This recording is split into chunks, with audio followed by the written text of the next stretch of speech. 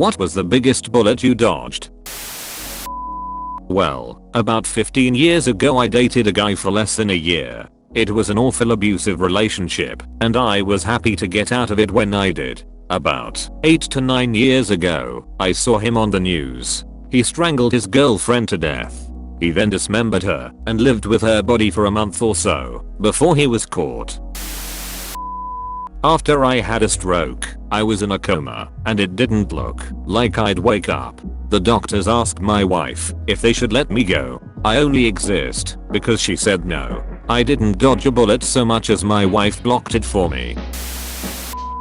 When my great aunt passed away, I was helping to clean out her house. I'm just dragging everything out of the basement and suddenly my dad is like, "Whoa, put that down gently and let's move away from here."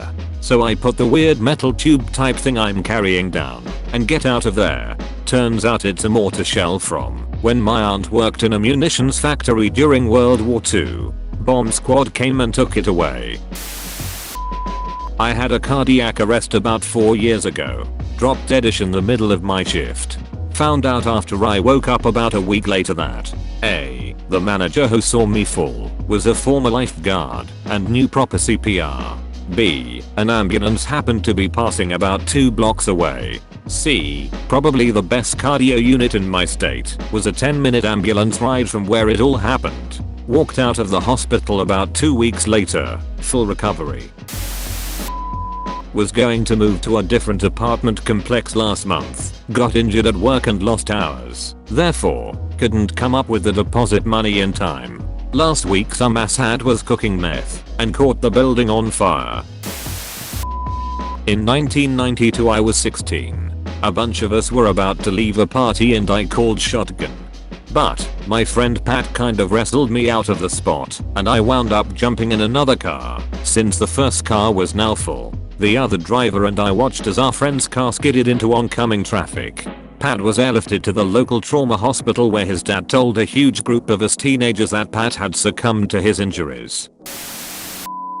Freshman year of college I had a calc class. It was material I had learned before, but for various reasons they didn't give me transfer credit. So I skipped class quite frequently. Though I usually slept in, one morning I find myself awake at 8:30 and not really feeling like sleeping. Might as well check in on the class and see what's going on. It was the midterm exam. I was walking down the street in downtown Chicago and I heard a loud bang followed by a woman screaming. Somebody dropped a full 2-liter bottle of soda from the 13th floor and it just missed me. It was essentially a giant bullet at that height and speed. The woman screaming was about 5 feet behind me. She was the second closest to being hit. I'm pretty sure that bottle would have killed me if it would have hit me. Many years ago, my flight had just landed at Chicago O'Hare and the plane was taxiing when the pilot suddenly slammed on the brakes. People were literally thrown forward against the seat in front of them. A few seconds later, another plane, taking off I think, went screaming by right in front of us. No explanation was given, though our imaginations provided a lot of gory details. Almost proposed to a girl who had been cheating on me with a pile of shit that called himself my best friend. This was years ago, and I'm getting married at the end of the month to the love of my life. Life has a way of working itself out. I survived a rocket attack that landed about 10 meters from me, very close to where we were standing. We were so close to the launch site that the warning alarm came after the rocket had already impacted. Thankfully, we were able to dive under a vehicle for some shelter and the 3 of us made it through unscathed. Not a bullet but a knife. I was gonna get jumped by 6 guys, so I did the normal thing, punch one in the face and run. I got to a road, tripped on the curb, and one of the guys pulled a knife on me when police lights flashed on the road I just passed. The assaulters ran.